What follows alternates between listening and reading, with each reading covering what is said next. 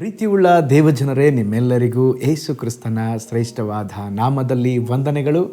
Shalom, ನಿಮಗೆ ಸಮಾಧಾನವಾಗಲಿ. ಈ ದಿನ ದೇವರ ವಾಕ್ಯದ ಧ್ಯಾನಕ್ಕಾಗಿರುವಂಥ ವಿಷಯ ಪರಾತ್ಮರನ ರೆಕ್ಕೆಗಳ ಕೆಳಗೆ. ಅದಕ್ಕೆ ಆಧಾರವಾಗಿ ಕೀರ್ತನೆಗಳ 91 ವಚನ, ಪರಾತ್ಮರನ ಮೊರೆ ಹೊಕ್ಕಿರುವವನು ಸರ್ವಶಕ್ತನ ಆಶ್ರಯದಲ್ಲಿ ಸುರಕ್ಷಿತನಾಗಿರುವನು.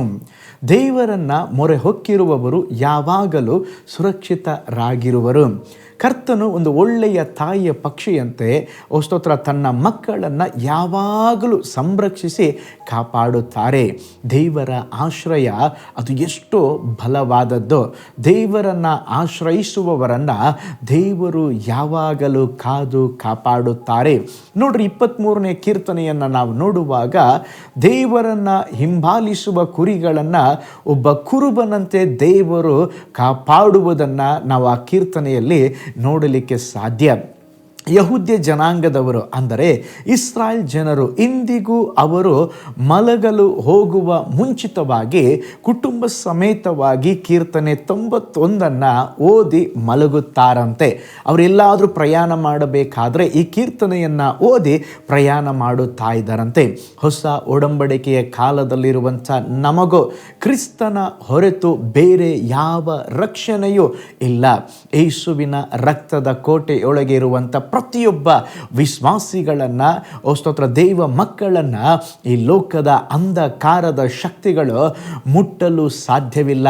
ಕಾರಣ ನಾವು ಪರಾತ್ಮರನ ಮೊರೆ ಹೊಕ್ಕಿದ್ದೇವೆ. ಸರ್ವಶಕ್ತನ ಆಶ್ರಯದಲ್ಲಿ ನಮಗೆ ಸುರಕ್ಷತೆ ಇದೆ. ಒಂದು ಅದ್ಭುತ ಸಾಕ್ಷಿಯನ್ನು ನಿಮ್ಮೊಂದಿಗೆ ಹಂಚಿಕೊಳ್ಳುತ್ತೇನೆ. ಟಿಬೆಟ್ ದೇಶದಲ್ಲಿ ಒಂದು ಗ್ರಾಮದಲ್ಲಿ ದೈವ ಸೇವಕರಾದಂಥ ಸಾಧು ಸುಂದರ್ ಸಿಂಗ್ ರವರು ಸುವಾರ್ತೆ ಸಾರಿದ್ದರಿಂದ ಅವರನ್ನು ಹೊಡೆದು ಊರಿಂದ ಓಡಿಸಿದರು. ಆಗ ಅವರು ರಾತ್ರಿಯ ವೇಳೆ ಮಲಗಳು ಒಂದು ಗುಹೆಯೊಳಗೆ ಹೋದಾಗ ಅಲ್ಲಿ ಅನೇಕರು ದೊನ್ನೆಗಳನ್ನು ಹಿಡಿದುಕೊಂಡು ಕತ್ತಿಗಳನ್ನು ಹಿಡಿದುಕೊಂಡು ಆ ಗುಹೆ ಕಡೆಗೆ ಬರುತ್ತಿದ್ದರು ಅವರನ್ನು ಕೊಲ್ಲುವುದಕ್ಕಾಗಿ. ಆದರೆ ಸಾಧು ಸುಂದರ್ ಸಿಂಗ್ ರವರು ಒಳಗಡೆ ಹೋಗಿ ಮೊಣಕಾಲು ಹಾಕಿ ಪ್ರಾರ್ಥನೆ ಮಾಡಲಿಕ್ಕೆ ಆರಂಭಿಸಿದರು. ಆದರೆ ಬಂದಂಥ ಜನರು ಅದೇ ವಿಧದಲ್ಲಿ ಭಯಭ್ರಾಂತರಾಗಿ ಎಲ್ಲರೂ ತಮ್ಮ ತಮ್ಮ ಹಳ್ಳಿಗಳಿಗೆ ಮನೆಗಳಿಗೆ ಓಡಿ ಹೋಗಿಬಿಟ್ಟರು. ಮರು ದಿವಸ ತಿರುಗಿ ಮತ್ತೆ ಆ ಗುಹೆಯೊಳಗೆ ಸಾಧು ಸುಂದರ್ ಸಿಂಗರವರು ಇದ್ದರು.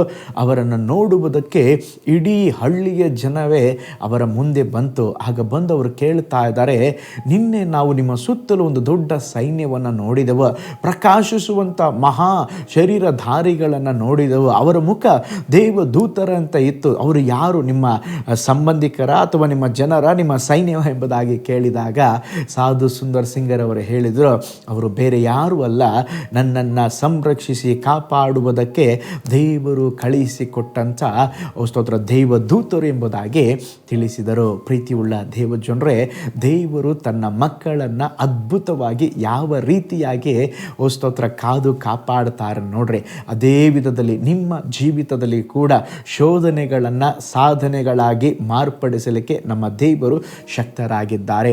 ನಿಮ್ಮ ಮಕ್ಕಳ ಬಗ್ಗೆ ಅಥವಾ ಸ್ತೋತ್ರ ನಿಮ್ಮ ಜೀವಿತದಲ್ಲಿ ಅಯ್ಯೋ ಅದಾಗ್ಬಿಡ್ತದ ಇದಾಗ್ಬಿಡ್ತದ ಅಂಥೇಳಿ ನೀವು ಭಯಪಡಬೇಡ್ರಿ. ನಿಮಗೇನು ಆಗೋದಿಲ್ಲ. ಕಾರಣ ಸ್ತೋತ್ರ ದೇವರನ್ನು ಮೊರೆ ಹೊಕ್ಕಿರುವವರು ಸರ್ವಶಕ್ತನ ಆಶ್ರಯದಲ್ಲಿ ಸುರಕ್ಷಿತರಾಗಿರುತ್ತಾರೆ. ಈ ಲೋಕದಲ್ಲಿ ದೇವರ ಕೈಗಳಷ್ಟು ಸುರಕ್ಷತೆ ಸ್ತೋತ್ರ ಬೇರೆ ಯಾವ ಸ್ಥಳದಲ್ಲಿ ನಮಗೆ ಸಿಕ್ಕುವುದಿಲ್ಲ.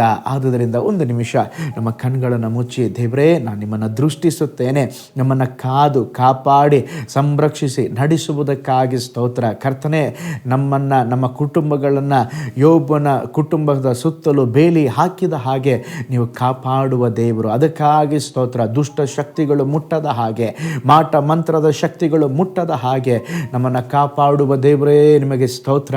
ನಮ್ಮ ಪ್ರಯಾಣದಲ್ಲಿ ಮಕ್ಕಳು ಶಾಲೆಗೆ ಹೋಗುವಾಗ ಬರುವಾಗ, ಸ್ತೋತ್ರಪ್ಪ, ಮನೆಯಲ್ಲಿರುವವರು ಕೆಲಸಕ್ಕೆ ಹೋಗುವಾಗ ಬರುವಾಗ ನಮ್ಮನ್ನು ಸಂರಕ್ಷಿಸಿ ಕಾಪಾಡುವವರು ನೀವೇ. ಅದಕ್ಕಾಗಿ ನಿಮಗೆ ಸ್ತೋತ್ರ ದೇವರೇ. ಈ ವಿಡಿಯೋನ ವಾಚ್ ಮಾಡುವ ಎಲ್ಲ ದೇವ ಮಕ್ಕಳಿಗಾಗಿ ನಾವು ಪ್ರೇಯರ್ ಮಾಡ್ತೇವೆ. ನಿಮ್ಮ ಪ್ರೊಟೆಕ್ಷನ್ ಉಂಟಾಗಲಿ, ನಿನ್ನ ಜನರನ್ನು ಬ್ಲೆಸ್ ಮಾಡಿರಿ, ಯಾವಾಗಲೂ ಕಾದು ಕಾಪಾಡ್ರಿ, ಶ್ರೇಷ್ಠ ಅದ್ಭುತಗಳನ್ನು ನಿನ್ನ ಜನರು ನೋಡಲಿ. ಹಾಗೆ ಮಾಡುವುದಕ್ಕಾಗಿ ಸ್ತೋತ್ರ. ಯೇಸುವಿನ ಹೆಸರಿನಲ್ಲಿ ತಂದೆಯೇ, ಆಮೇನ್, ಆಮೇನ್. Price lord. ಹಾಗಾದರೆ ದೇವರು ನಮ್ಮನ್ನು ಸಂರಕ್ಷಿಸುತ್ತಾರೆ.